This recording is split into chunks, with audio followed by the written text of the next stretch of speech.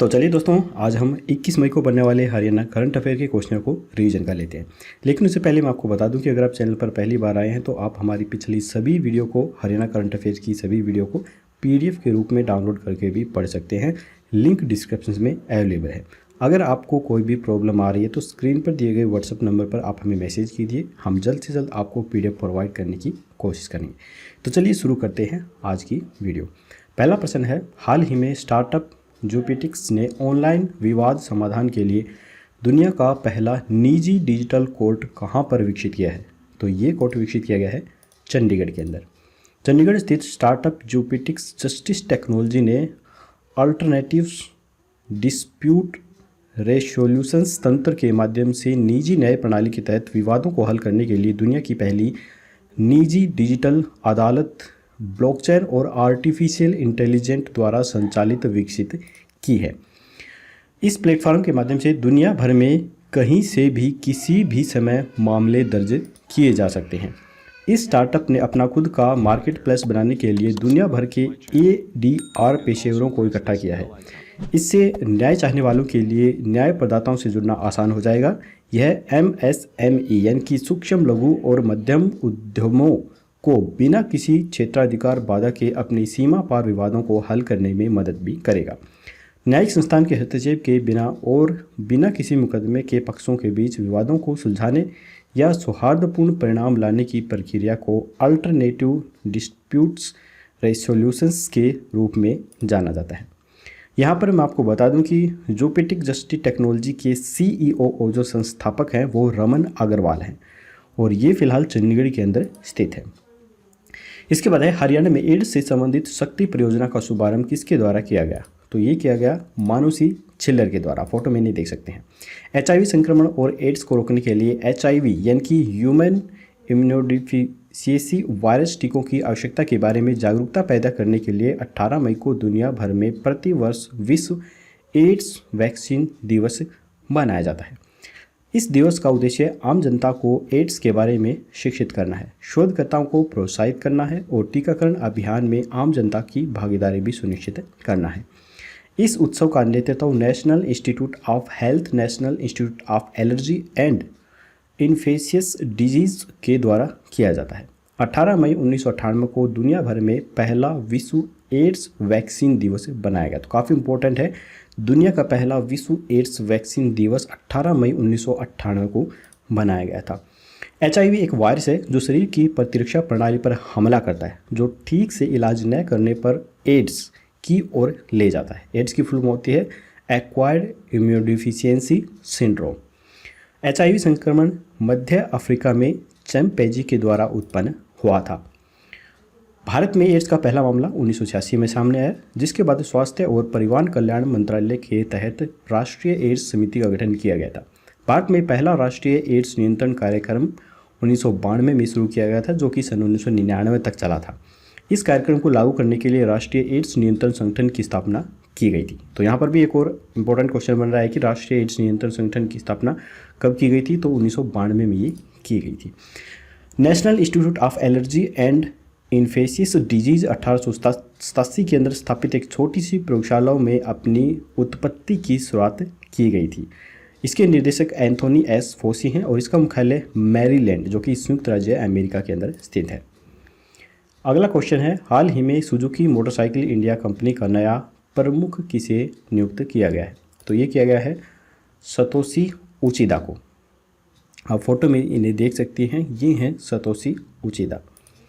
इन्होंने Suzuki motor corporation के वैश्विक सुधार के हिस्से के रूप में कोइचिरो हिराओ की जगह अपनी जगह ली है। यानी कि इससे पहले कोइचिरो हिराओ इसके प्रमुख जो थे और अब ये बना दिए गए हैं सतोशी उचिदा। यहाँ पे मैं आपको बता दूं कि जो मारुति सुजुकी है इसका हेडक्वार्टर गुड़गांव में है, जो कि हरियाणा में पड़ता है और इसकी स्थापना सन 2006 के अंदर की गई थी।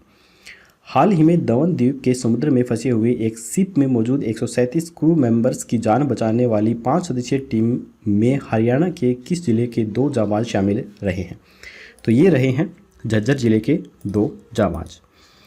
छापर गांव निवासी भारतीय तटरक्षक में उत्तम नाविक के रूप में सेवा करने वाले ऋषि डागर झज्जर के अच्छेज गांव निवासी संदीप, इसके अलावा राजस्थान के रमेश, तमिलनाडु के एपी कुमार और गुड़गांव के गौरव यादव ने 5 घंटे तक चले रेस्क्यू ऑपरेशन में जमीन पर खतरनाक तूफान में आसमान में खराब मौसम का सामना कर जान बचाने का काम किया है। इसके बाद है अनिता कुंडू एक बार फिर से किस पर्वत पर चढ़ाई शुरू करेगी? तो ये करेगी माउंट लहोटसे पे।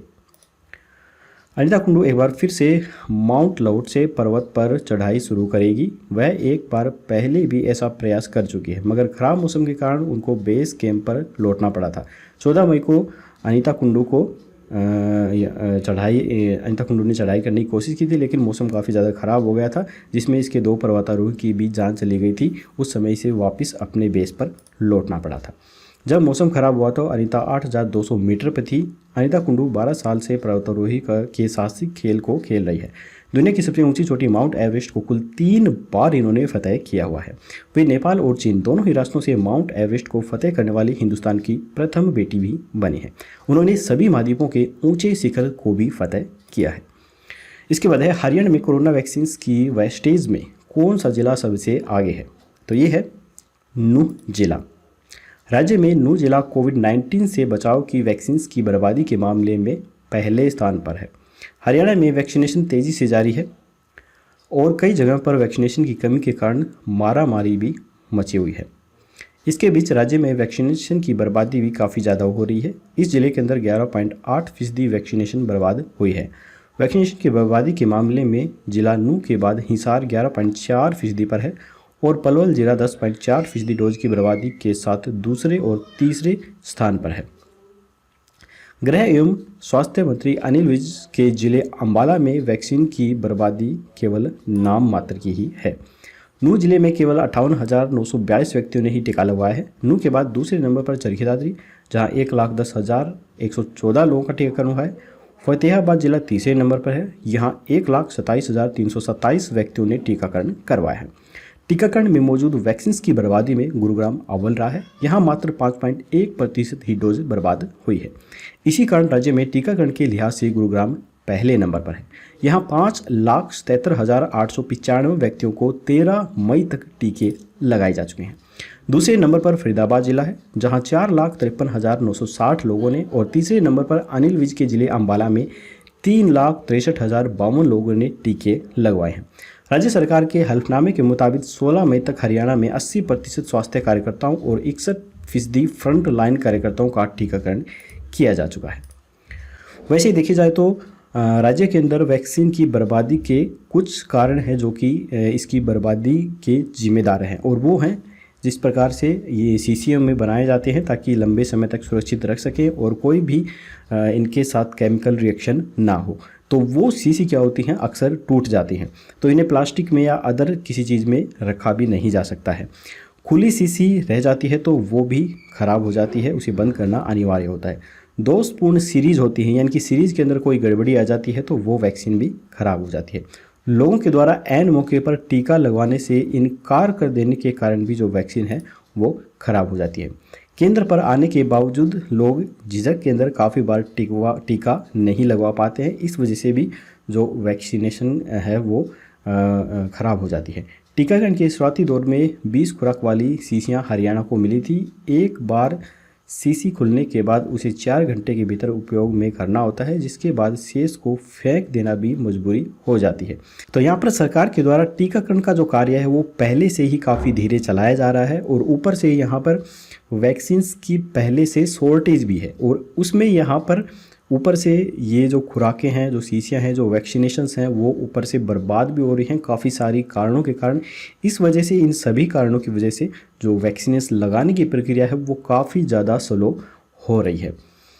तो यहाँ पर हमारे हरियाणा करंट अफेयर के क्वेश्चंस खत्म होते हैं। अब हम देख लेते हैं कल के प्रश्न का आंसर। कल हमने आपसे पूछा था कि हरियाणा की किस बेटी ने ISSF शूटिंग वर्ल्ड कप 2021 में गोल्ड मेडल जीता है? तो इसका जो राइट आंसर है वो है मनु भाकर के द्वारा ये जीता गया है। International shooting sports federation shooting world cup 2021 के तीसरे दिन भारत ने 10 मीटर पिस्टल मेंस और वुमेन्स टीम दोनों इवेंट्स में गोल्ड मेडल जीता था, जहां महिलाओं में यशवनी देसवाल, मनु भाकर और श्री निवेदा परमानंद ने भारत को गोल्ड मेडल जिताया था। वहीं सौरभ चौधरी, अभिषेक वर्मा और शाहजार रिजवी ने पुरुषों में स्वर्ण पदक पर निशाना साधा था। भारत ने इस टूर्नामेंट में अब तक 3 गोल्ड, 3 सिल्वर और 3 ब्रांज मेडल समेत कुल 9 मेडल फिलहाल जीते हैं। तो चलिए अब हम देखते हैं क्वेश्चंस ऑफ द डे। हाल ही में किसे HSSC के नए अध्यक्ष के रूप में नियुक्त किया गया? तो यहाँ पर 4 ऑप्शन हैं, राघव सिंह, भोपाल सिंह, विजय कुमार या फिर विकास दहिया। आपको राइट ऑप्शन हमें कमेंट बॉक्स में बताना है। तो आज की वीडियो यहीं पर ख़त्म होती है। अगर वीडियो पसंद आई हो तो लाइक ज़रूर कीजिएगा, चैनल पे नए हैं तो सब्सक्राइब करना बिल्कुल मत भूलिए। और याद रखिए, घर पे रहिए, सेफ रहिए, सुरक्षित रहिए, मास्क लगा के रखिए। जब भी घर से बाहर जाइए तो सैनिटाइज को साथ रखिए और मास्क का ज़रूर प्रयोग कीजिए। फिर मिलेंगे एक और नई वीडियो के साथ, तब तक के लिए टेक केयर, बाय बाय।